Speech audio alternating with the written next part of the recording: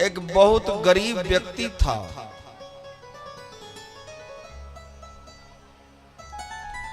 उसके 4 बच्चे थे। पत्नी ने कहा पूरा दिन निकल गया, आप सुबह काम ढूंढने के लिए निकले, आपको कोई काम मिला या नहीं मिला? तो वह व्यक्ति उत्तर देता है, मैं सुबह से काम खोजने के लिए निकला, लेकिन मुझे कोई काम नहीं मिला। तो पत्नी कहती है, अपने यहाँ तो ताजा कमाना होता है और ताजा खाना होता है। जब आप काम करके कुछ कमा करके लाते हैं तब अपने घर में भोजन प्रसाद बनता है, उसको ये बच्चे और हम आप सब ग्रहण करते हैं, हमारा पेट भरता है। तो उस व्यक्ति ने कहा, देवी इसमें मैं क्या कर सकता हूं, जैसी हरी इच्छा। तो भूखे प्यासे घर में बच्चे लेट गए। ध्यान देना विषय पर। अगले दिन सुबह वो उठा, पत्नी ने कहा कि आज आपको काम ढूंढ के काम करके ही आना है, मजदूरी करके आना है और कुछ पैसा कमा के लाना है, घर में बच्चे भूखे हैं। और वो व्यक्ति सुबह का निकला और सुबह के बाद उसे शाम हो गई, लेकिन कोई काम नहीं मिला। पत्नी और बच्चे घर में इंतजार करते हैं कि अब पत्नी सोचती है पतिदेव आएंगे, कुछ जो धन मिलेगा उससे आटा दाल चावल लेकर के हम भोजन बनाएंगे।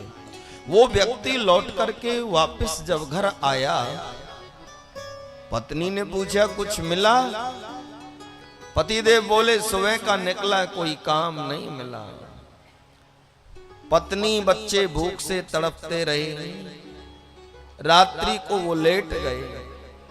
अगले दिन पत्नी ने हाथ जोड़ करके कहा, यदि आज आप खाली हाथ लौट करके आए तो बच्चे प्राण ही त्याग देंगे।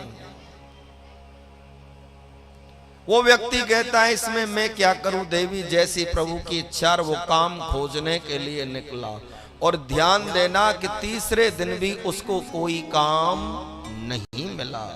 तो उसने सोचा कि घर में मेरे जो छोटे नन्हे बच्चे हैं वो भूखे हैं और पत्नी भी भूखी है, तो उनकी कुछ व्यवस्था करके लेकर के चलूं। तो उस नगर का जो राजा था, उस राज्य का, उसके राजमहल में बड़ी बड़ी, उस राजमहल की बड़ी बड़ी दीवारें थी, लेकिन उस दीवार के साथ एक बेर का पेड़ था। किसका था? बेर का। और वो बेर का जो पेड़ था उसकी कुछ टहनियां, कुछ डालियां बाहर निकली हुई थी दीवार से बाहर। तो उसे लगा कितने सुंदर फल हैं बेर के, मैं ये बेर तोड़ करके लेकर के चलूंगा, बच्चों का पेट भर जाएगा और पत्नी का पेट भर जाएगा। अब तोड़ने के लिए क्या समाधान है? इतना ऊंचा वो पेड़, और वो भी राजा के महल के अंदर था, कुछ टहनियां बाहर थी। तो उसने छोटे छोटे पत्थर लिए और उस पेड़ में मारता है, और जब एक एक बेर गिरता है तो उसका उसी समय वो जो राजा थे वहां के, वो ग्राउंड में अपने मंत्रियों के साथ कुछ अपनी गोष्ठी कर रहे थे, मीटिंग कर रहे थे। उनको कोई अर्जेंट मीटिंग थी, तो उस समय वो ग्राउंड में ही बैठे थे।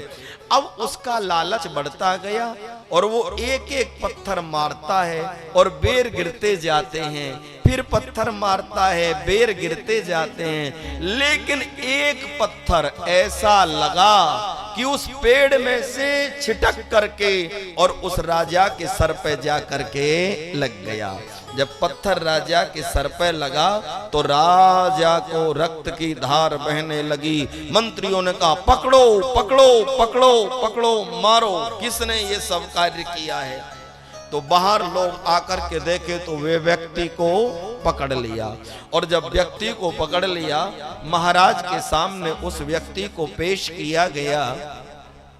पेश करने के बाद, ध्यान से सुनना बात को, जब महाराज के सामने उस व्यक्ति को पेश किया तो क्या हुआ? बोले महाराज, मंत्रियों ने कहा यही वो व्यक्ति है जिसने आपको पत्थर मारा और आपका सर फूट गया, आपको रक्त बहने लगा, महाराज बस हुक्म फरमाइए इसको कौन सा दंड देना है। मंत्रियों ने कहा प्राण दंड से नीचे तो इसको देना ही क्या है। महाराज ने कहा पहले मैं इससे बात करूंगा, फिर इसके दंड के विषय में हम निर्णय करेंगे। महाराज ने उस व्यक्ति को बुलाया, कहा भाई मैंने तेरा क्या बिगाड़ा था जो पत्थर मारा। तो वो कहता है हजूर मैंने वो आपके मस्तिष्क पर लग गया तो हजूर ये अपराध मुझसे हुआ है। घर में बच्चे भूखे थे तो महाराज ने तुरंत मंत्रियों को आदेश दे दिया, बोले इसके घर में 6 महीने का राशन भिजवा दिया जाए और इसके घर में वस्त्र आभूषण भिजवाए जाएं, इसको कोई कमी ना होने पाए। ये जब सारी वस्तुएं उसको भिजवा दी गईं और बोले इसके बाद इसके काम की व्यवस्था की जाए। तो मंत्रियों ने कहा कि महाराज ये आपका न्याय हमको ठीक नहीं लगा। महाराज बोले कैसे? बोले ये आप में पत्थर मारे, आपको रक्त बहे, तो आप 6 महीने का राशन इसे देते हैं, वस्त्र देते हैं, काम देते हैं। बोले महाराज आगे से लोग आप में पत्थर ही मारने का कार्य करना प्रारंभ करेंगे। तो महाराज का जवाब सुनिए, वो कितना सुंदर जवाब दिया। तो वो राजा कहता है, उस राजा ने बड़ा सुंदर जवाब दिया और वो राजा कहता है ये वृक्ष जो था वो जड़ था। क्या था? जड़, बोल नहीं सकता, एक जगह पर है। ये वृक्ष तो जड़ था और जब इसमें पत्थर लगे तो इस जड़ ने भी फलों की बरसात की, उसको फल दिया, पत्थर खाए फल दिया।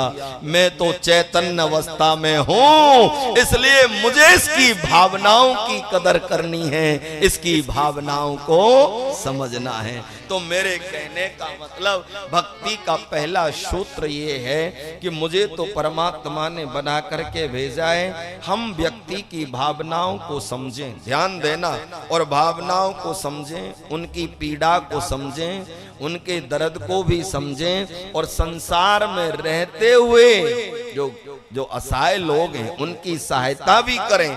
उसके बाद में क्या है, हम प्रेम परमात्मा से करें, मात्र संसार में रहते रहें, संसार का कार्य करते हुए।